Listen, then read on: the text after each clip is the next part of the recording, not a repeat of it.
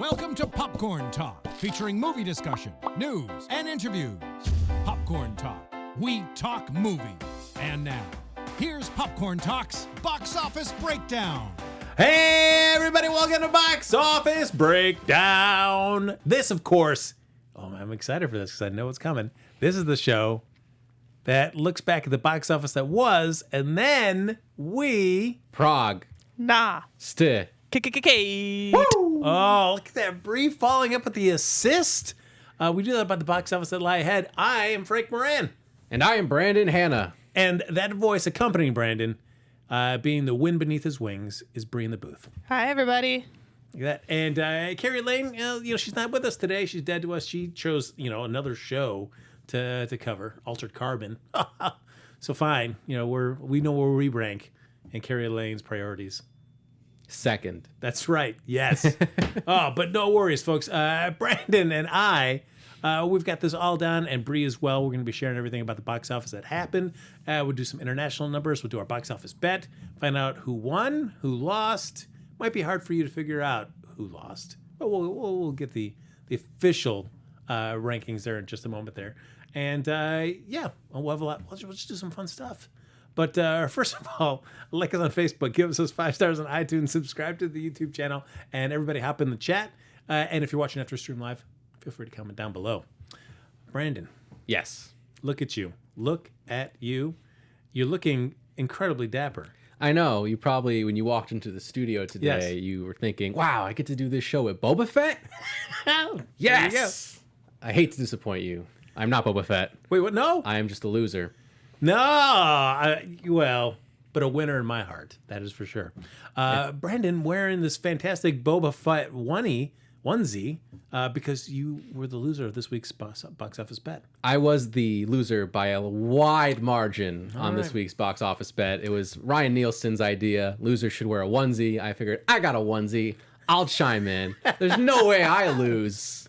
Here we are. That was pretty good. And then we even got the visual proof. Yes, for the last week visual evidence in clear 1080p HD. You can see that I was off by, was that a cool like 20 million almost? No, I bet I think it's like I think 17. it's only, Okay. not quite 20 there. Yeah, it's close.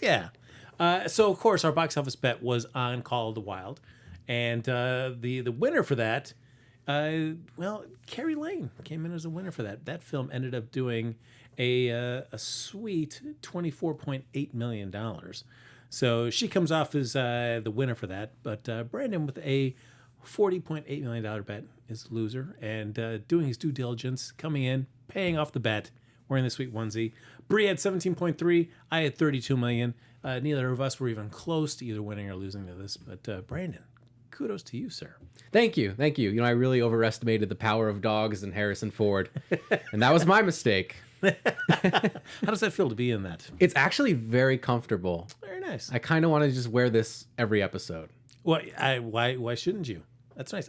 Do you enjoy having the hood up, or if you ever wear this, is it mostly a hood down time? I think the hood down looks a little more stylish, but being the fact that I lost, I had to sacrifice the style for the bit.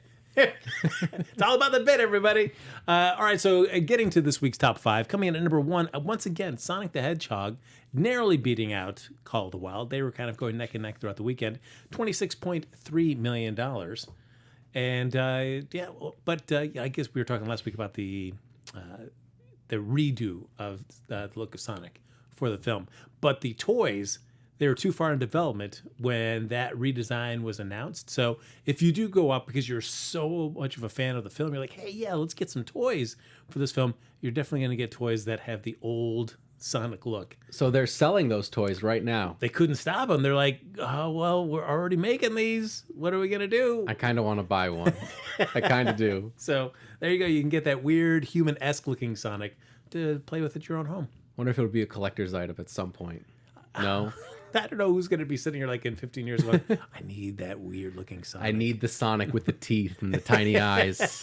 I need it. Coming in number 2, as we were talking about, The Call of the Wild, $24.8 million. Brandon, did you see this film?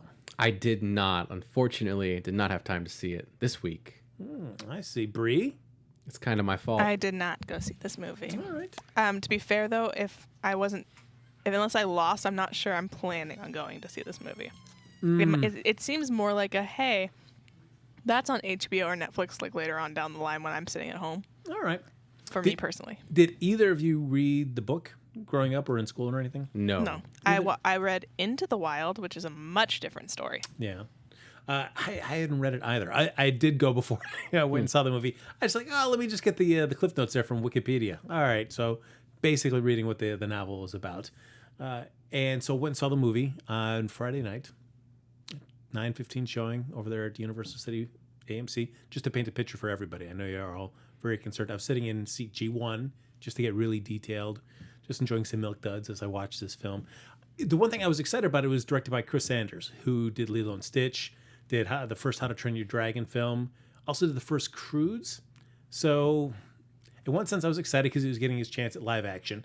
But in the other sense, I felt like he was on a downward trajectory because I loved Lilo and Stitch. I also absolutely loved How to Train Your Dragon. The Croods, I really couldn't get into.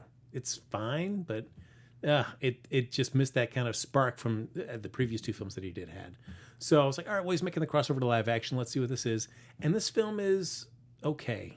It's just, I mean, I feel like there are some things from the book that they would have maybe some troublesome aspects from the book that they avoided and reconfigured the storyline to kind of avoid those things. So, but it made it also a very surface level kind of book. These vignettes. It's basically a series of vignettes. So you're following Buck, this big, for the most part, cartoon animated dog. Throughout the course of the film, as he's kidnapped, taken up north to because it's all people are finding gold in Alaska. That's where they're going. So you got to they're sending up dogs there. Dogs are being stolen, sold for money, so they could be sent up there. He gets sold up there, and then it's a series of vignettes as he kind of changes hands from owners to owners to owners, and then through the course of the film, discovers the call of the wild. Essentially, is what it is. And Dan Stevens comes in for a hot second, as well as Karen Gillan, and Dan Stevens not great in this film. Oh wow. Was the fact that both of them are British played into the film? Was there a reason? No, not really at all. And it was only reading the Wikipedia about the book that I realized that they were actually brother and sister. In the film, at least to me, it was like you would have thought they were a husband and wife. So it was like, okay. And then there's this other third person, which I assumed was just their attaché or their butler or whatever that was going along with them. They're hardly in the film. They're hardly given anything to do. But Dan Stevens ends up becoming basically the villain of the movie and just too over the top. Oof, it's a bit rough. So that was unfortunate. Harrison Ford, Harrison Ford delivers the goods. It's not like a sleepwalking role for Harrison Ford. Mm-hmm. And I mean, he convincingly portrays a relationship being built around him and Buck, who's for most parts a CGI dog. But I felt like the CGI for Buck was the worst out of all of the dogs that I saw in the film. So whether they intentionally cartooned him up a little bit so you could see more of the human-esque emotions playing through Buck, maybe that was the point, but it ended up just becoming a little too cartoony. That kind of, anytime you saw Buck, you didn't buy that he was a real dog. Yeah, maybe they felt if they made him look too realistic, it would reach that uncanny valley territory and it would just look even worse. I don't know, but you're thinking they went too far in the cartoon direction. Just a bit too much, because you saw other dogs in there that looked very realistic and they looked great. But I felt like they tried to make Buck's eyes more expressive to make you think like, oh, he's having human type thoughts. Mm-hmm. So it's fine. You could take your family there and just have a fine time, but it's nothing spectacular. It's definitely, as Brie was mentioning, one of those you could wait for HBO or Netflix or whatever streaming service that might show up on. Really no need to go rush out. It was interesting, though. This was a 20th Century Fox film. So to see the 20th Century Company or whatever. Yeah, 20th Century Is Studios. Yes. Is this the last 20th Century Fox one that's coming out, or do we have another one before?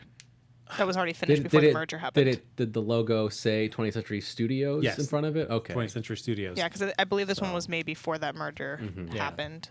And we'll have New Mutants as well too when that's coming out in April. That'll have 20th Century Studio as well.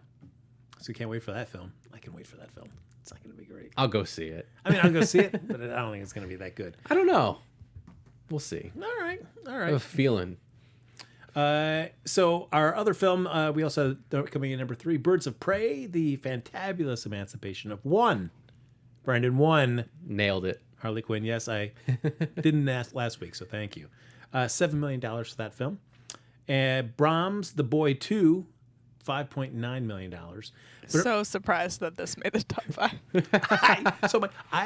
Because none of us had seen the original Boys, right? I've seen The Boy. You've seen The Boy. Yeah. I had a friend of mine tell me about it today, and that film sounds absolutely bonkers. When just hearing about it, I don't know how the movie plays. But hearing, and this is a spoiler alert, folks, for a film that's been out for several years, but to find out that it's about a boy or man now living in the walls of the house. Yes. The man living in the walls, and he manipulates. We found that out. Wait, wasn't there something like that at the end of the first? Yeah, that's the first movie. The first Yeah, movie, that's what right? we're talking about, the first movie. So the second one is not that you're saying? Or I don't is know. that? I mean, I haven't It seen is the not. second one. It looks they go a supernatural Is there route. a new Yeah, man? Another living man somewhere? in the walls. There's no man on the walls in this film. Okay. It is the same doll, which I guess gets destroyed at the end of the first film, Okay, I don't even remember that. but gets dug up and rebuilt. And now all of a sudden, while the first film, no supernatural part of it. Although the film makes you want to think that in the first film, right? Until you find out that's a dude just chilling in the walls. Yeah. It's so ridiculous. Wearing a mask that kind of looks like the doll. Yeah. Why? You're already hiding in the walls. There's really no need to wear a mask. Yeah. Okay, sure. But this one really, the Boy 2 really embraces the supernatural element. The doll is possessed by a spirit, which in turn then possesses the young son in the house that finds it. So yeah, they really, well, they tried to make you think it was supernatural, but it was just a big twist and turn in the first film. This time, all deep in the supernatural. I feel like if I went to go see The Boy 2 and at the end they revealed it was another guy in the wall, I would have loved it. They should have just done that. Because I mean, that just is he was a murderer, and so he came back to his parents' house, and everybody thought he was dead, so he's just living in the walls of the house. Yeah. That was the deal. Oh man, that sounds crazy to me. That sounds crazy. So it almost makes me want to watch it. I completely, by the way, and I saw this first film, and I completely forgot the entire storyline until you were just recounting it now. Yeah. And now I remember why I blocked it out of my memory. That doesn't sound like a good movie for you to watch, but you watched it. I mean, sometimes you just like to watch those really bad horror films. Like, that's why I haven't gotten a chance, Same. but I want to go see Fantasy Island. Yeah, it's tough. I find on those types of horror movies that if I wait and I don't see it in the theater, that I'll see it at home, and I will just fast forward through those long scenes of somebody just walking through like a creepy hallway. I'll just like hit fast forward until I get to what I feel like is going to be a jump scare, and then I'll stop and watch it in real time. Mm-hmm. But I feel like I end up speed watching through those films rather than just like being in a theater and being forced to enjoy that whole like 98-minute experience that they're putting on you. Yeah, I do love being in a crowded theater for a bad horror movie. It's fun. Oh, yeah, but it's also... But if you want to go, don't you want to at least, even if you're not particularly scared, you want to get the reaction from the crowd? Yes. There's nothing worse than going to one of those, and then the crowd is not reacting either, and you're like, we all know this is bad, guys, right? And we're all here It's in a this risk. together. It's a risk. I mean, when I saw the last Medea's film. Okay, yeah, Yes. Medea Halloween. No, Boo 2 and Medea Halloween. That's Frank's absolute favorite film he's ever.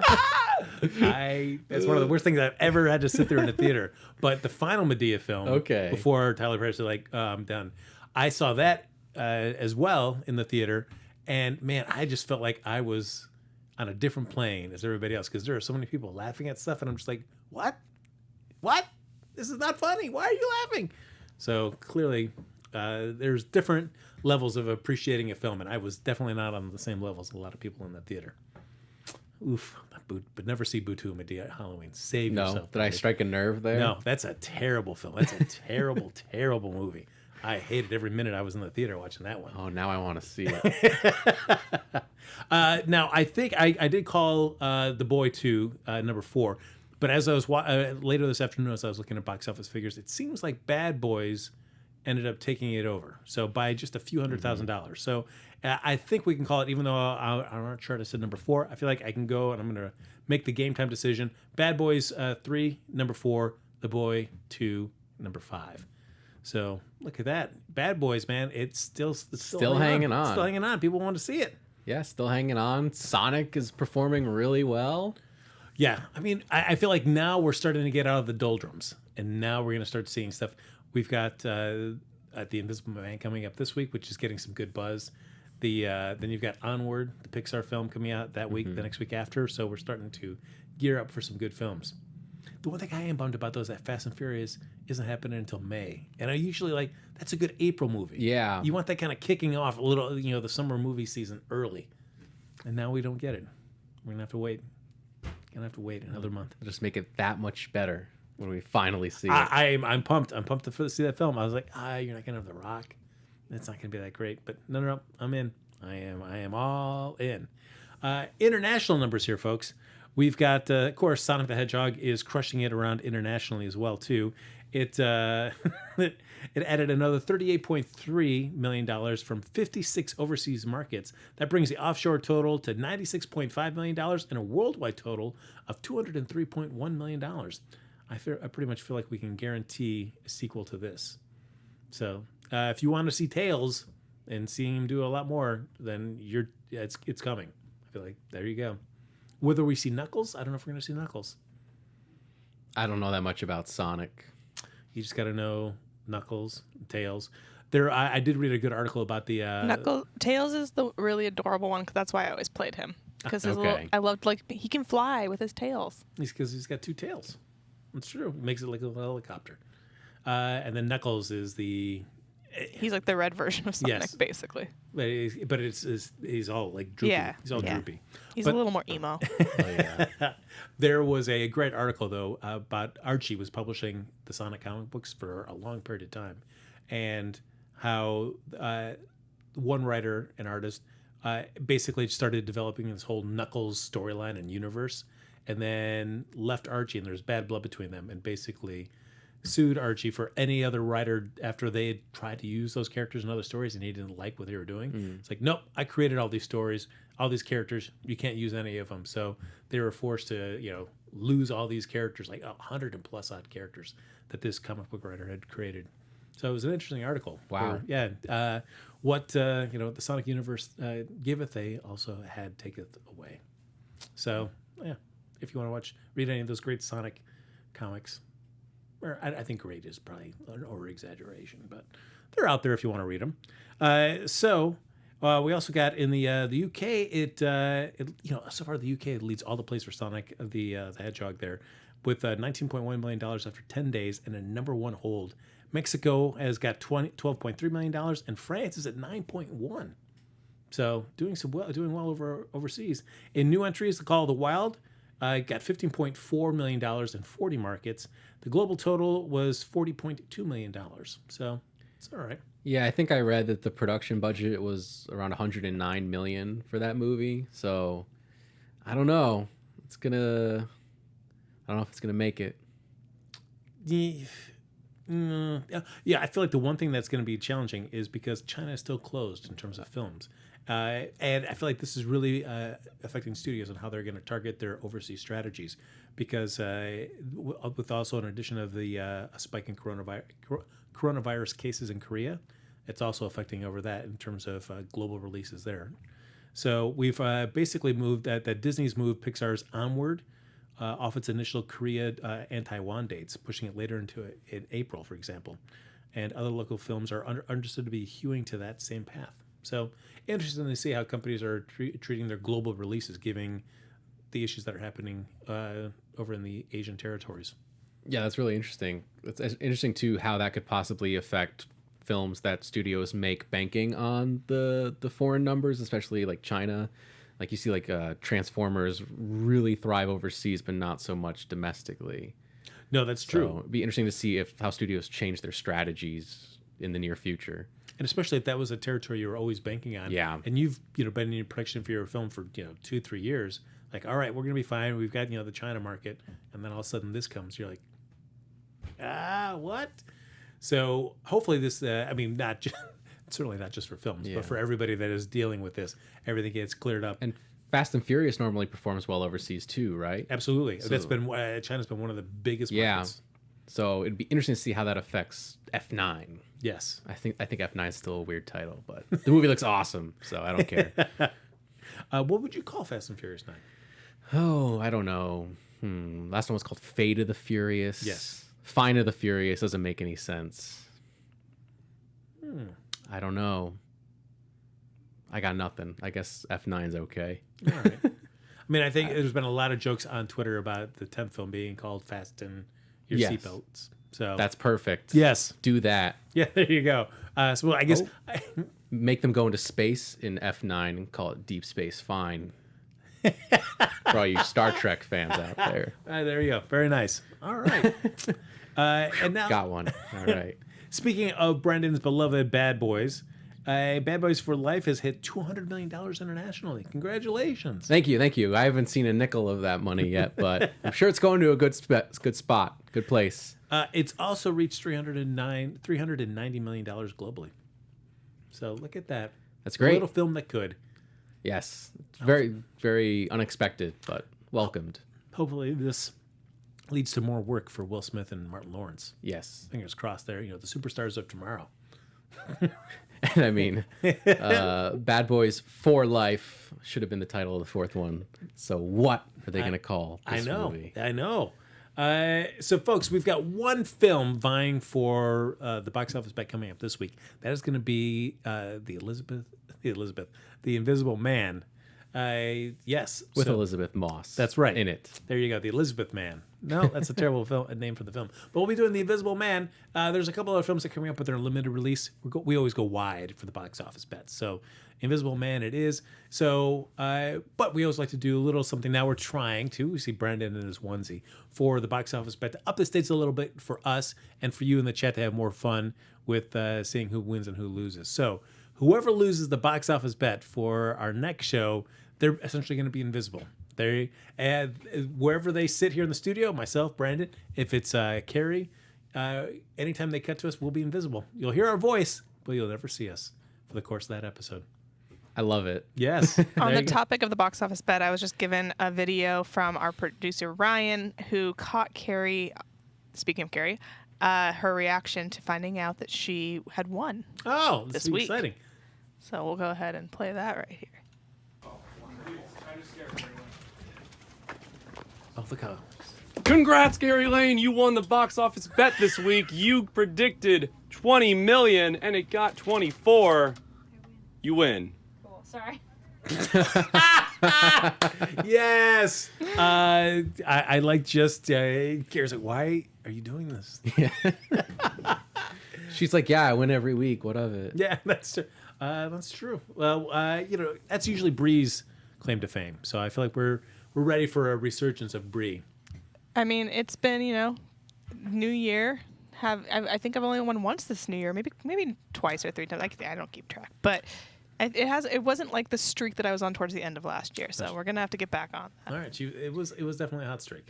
I need to get on a streak as well. Although I wouldn't mind turning invisible. That sounds pretty cool. No, I do like that. I always wanted to do I just throw it just so I can just chill and be invisible next week? It's all right. Would I go crazy though, like Claude Rains in the original The Invisible Man, where he starts losing his mind? Starts trying to take over the world. That's true. Have you? Speaking of invisible films, I know I was seeing some people in preparation for this and visiting other Invisible Man-esque films. One of those, Hollow Man. Big fan of Hollow Man. I've never seen Hollow Man. All right, I think it's worth a watch. Yeah. It's there's Paul Verhoeven directed it, Kevin Bacon, Elizabeth Shue, a few others. There's some goofiness to it, but there's some fun stuff to see as well. So yeah, if you get a chance, go check it out. And go check out the original The Invisible Man, released in 1933-ish, I think. Yeah. Yes, directed by the same director, James Whale. Oh, nice. Yes. As Bride of Boom. Frankenstein. Trivia. Look at that. It feels like you might do some sort of movie trivia competition. Some sort of movie trivia schmodown, So perhaps? Star Drew has cleared it up. She said that he said I have not lost a bet either, though. Oh.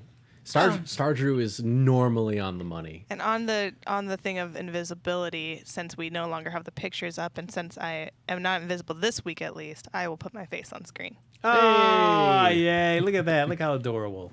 Oh, nice. So we've got some business to take care of as well. In addition to our box office bet, we also have to decide what next week's top 5 is going to look like. So we're adding The Invisible Man into the mix. I've talked to some people that got a chance to see an early screening of it. They were very positive about it. Seems to have some good word of mouth.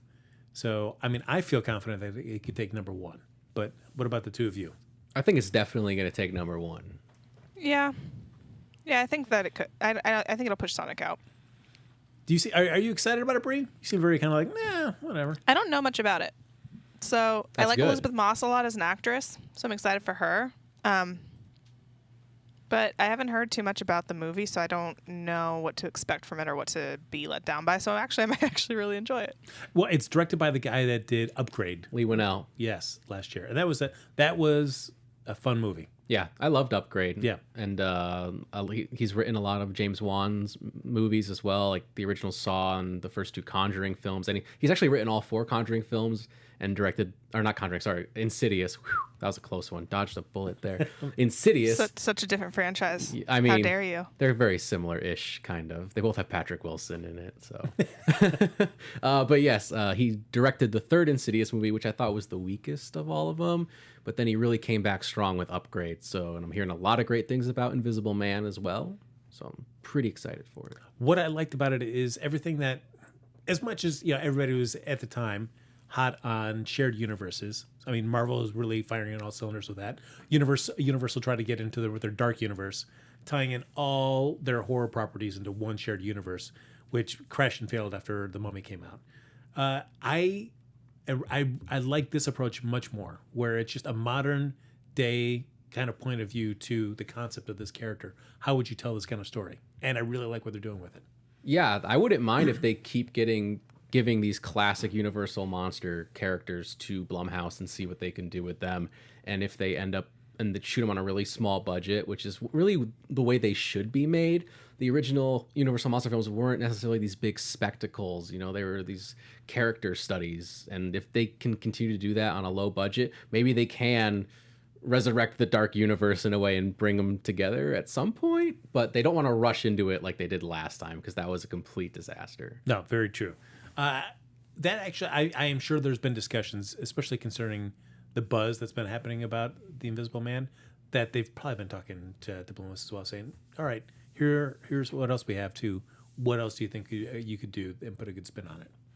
So I'm excited. I feel like middle of next week, I bet we hear some other announcement about another Universal horror property, that classic Universal monster that Blumhouse is going to be doing. And do you think that maybe they'll get Lee Winnell to do it, or do you think they'll bring in someone else? I mean, I think you could bring in, because I'm all fine with switching up directors. Yeah. Especially if you find it a subject that really speaks to them and they're like, yeah, I've got a really good take on this Universal classic movie monster. I don't think it needs to be him necessarily doing it all. I mean, I feel like this is probably an idea that really resonated with him, and I'm sure he executed it extremely well. But I'm sure there are other creators that also would have similar ideas that would resonate with other Universal monsters. Like, yeah, I've got a great Dracula take or Frankenstein. I would love to see a modern Bride and Frankenstein take, and they almost did it with the Dark Universe, but then that went out the window.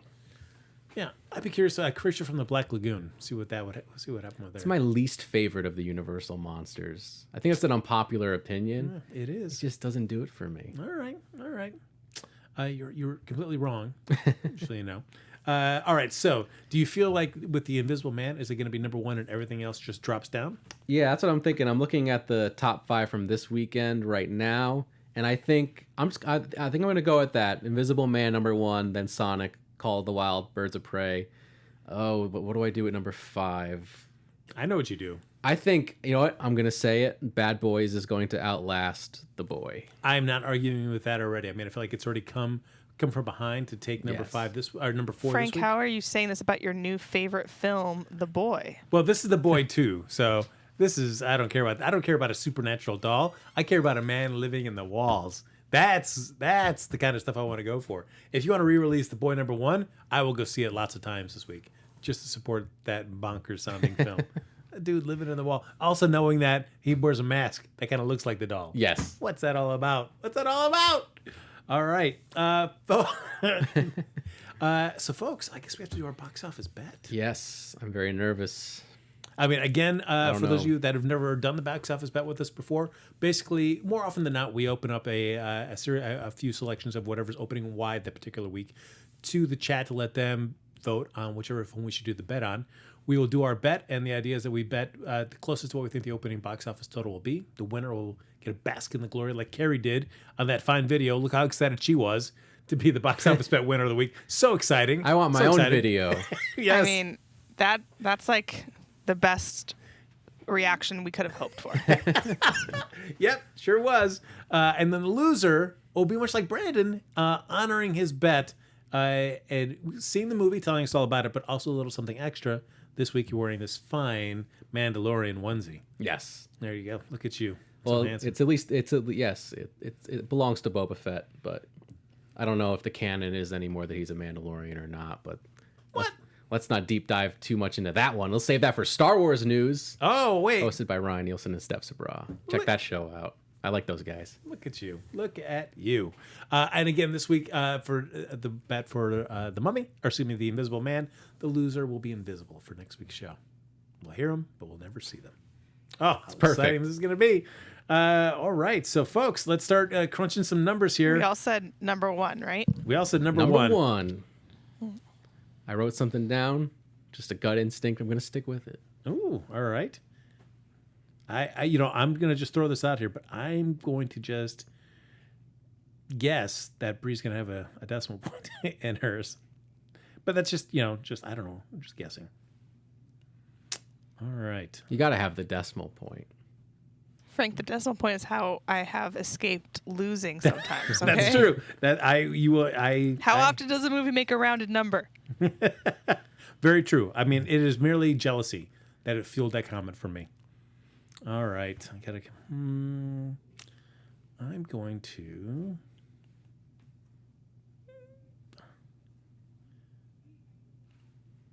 All right. I've got my number. I've got mine. I've got mine. All right. This is going to be exciting. All right, Bree, kick us off. What do you got? 26.3. 26.3. Yes. I feel like that's conservative. But that's just my take. I feel that's low. All right, 26.3. Oh, my box office bets. Here we go. Bree, $26.3 million. All right, Brandon. All right. I'm going with $35.7 Oh! million at the box office. 35.7. Boy, it's going to be a very narrow margin between Brandon and myself. I went 36. Oh, wow. 36. Wow. Not much room for error there. So. No, not at all. Wow. With You your guys rookie score. You guys really thought it's gonna do a lot better. Yeah, I think so. Well, I'm just basing it off of what Sonic made this week, and we feel like it's gonna take number 1. I don't know. I still think people will go see Sonic. I think they'll go see some other films they haven't seen yet, and they've been meaning to go see. We'll find out. like The Boy too. Like The Boy 2. I feel like Everyone go see The Boy 2. I feel like people are excited for this movie. We've had some bad horror films this Yes. year. The Boy 2. I didn't hear great things about The Turning.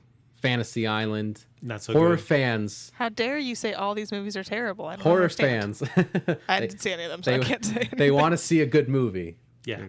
They want it. Yeah, and I feel like They're gonna go. They're gonna go. I mean, They're gonna show up. as much as Blue must drop the ball on Fantasy Island, I feel like they're going to carry that ball across the goal line for Invisible Man. In fact, over at Universal, if you're in the LA area, go to Universal City Walk tonight.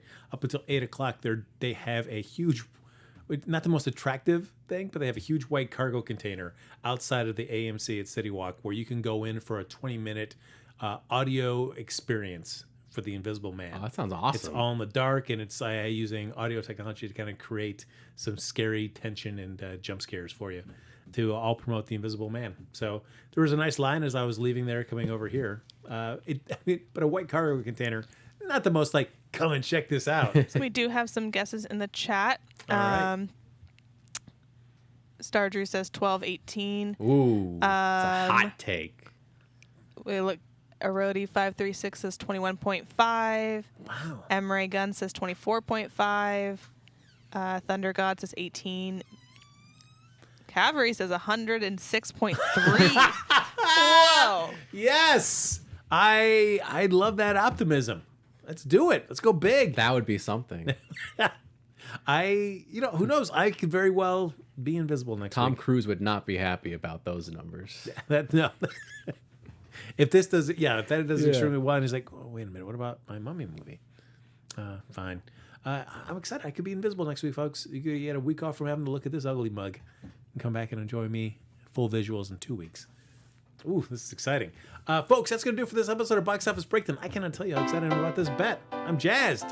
Win or lose, it's going to be a fun show next week. Yeah, this is a lot of fun. I'm excited. I'm excited. As always, folks, like us on Facebook. Give us those 5 stars on iTunes. Subscribe to the YouTube channel. Give it a thumbs up while you're there. Thumbs up. 2, This, 3, 2, 3. 4, 5, 6. There it Everything is. you can do. Yes. All right. I'm learning. And if you're watching after we stream live, feel free to comment down below. But thank you, everybody, for hopping in the chat. And if you want to stay in touch with any of us, even after the show's over, Bree, where can they find you? You guys can find me at BRI_Phipps, PHIPPS on Twitter, Instagram, and TikTok. Oh, TikTok, you don't stop. You gotta get on the TikTok, Frank. Oh, I feel like I've been forced to be on that. It's scaring me. Brandon, how about yourself? You can find me on Twitter and Instagram at BrandonHanna07, and you can find me bounty hunting my way across the galaxy, just trying to make an honest living. Folks, follow me on Twitter and Instagram at HappyGoJackie. I have a feeling you will not see me next week. You'll hear me, but you will not see me. Until then, folks, have a great time. Go see some movies, and we'll see you back here next week for an all-new episode of Box Office Breakdown right here on Popcorn Talk. From producers Maria Menounos, Kevin Undergaro, and the entire Popcorn Talk Network, we would like to thank you for tuning in. For questions or comments, be sure to visit popcorntalk.com. I'm Sir Richard Wentworth, and this has been a presentation of the Popcorn Talk Network.